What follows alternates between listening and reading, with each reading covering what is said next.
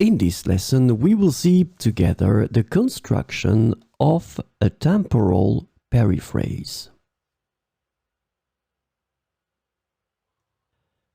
So, of course, the question is, what is une periphrase? So, a periphrase is a figure of speech. It consists of replacing a word by its definition or by a longer but equivalent expression. So in other words, it consists of saying with several words what could be expressed by a single word or by several other words. So this is une periphrase, and definitely the concept here is a figure of speech, so expressing one concept in a different way. So this lesson is about the construction of a temporal periphrase. Temporal periphrases make it possible to express the immediate past and the near future. Normally, for the immediate past, we will use venir de.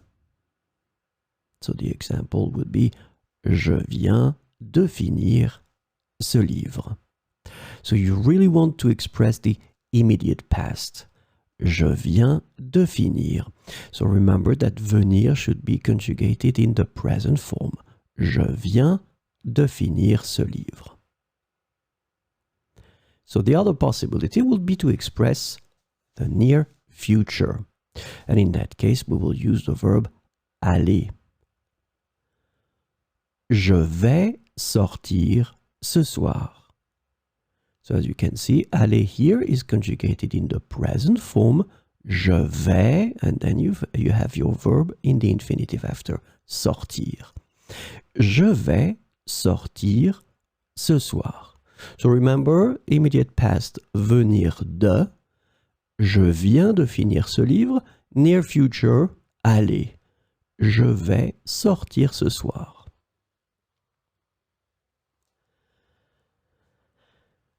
So, the periphrastic future, the one that we just saw, the near future, is more used in spoken language than the simple future. It's just a fact, so remember that it will be in fact quite easy. You will say je vais regarder ce film more often than je regarderai ce film. So, je regarderai ce film, it's the future simple, so the real future. But when we're talking about spoken French, in that case, we will use more often the near future. Je vais regarder ce film.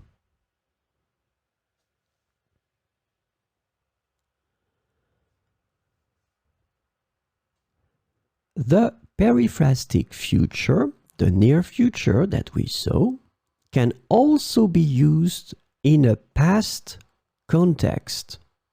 So now this is for advanced students. I will give you this example. Ils finirent leur projet et ils n'allaient plus jamais travailler ensemble après. Ils finirent leur projet et ils n'allaient plus jamais travailler ensemble après.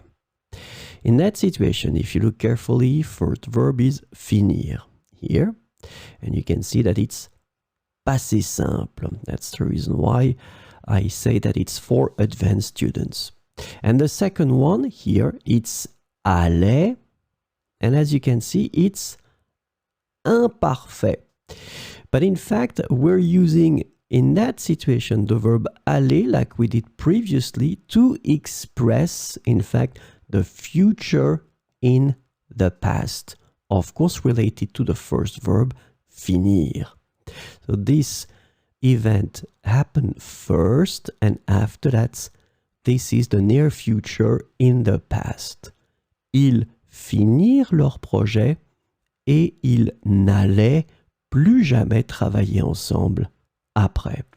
Well, this one is a bit more tricky and more advanced, but still I just wanted to introduce that because I think it's quite important to know that this near future can also be used in a past context.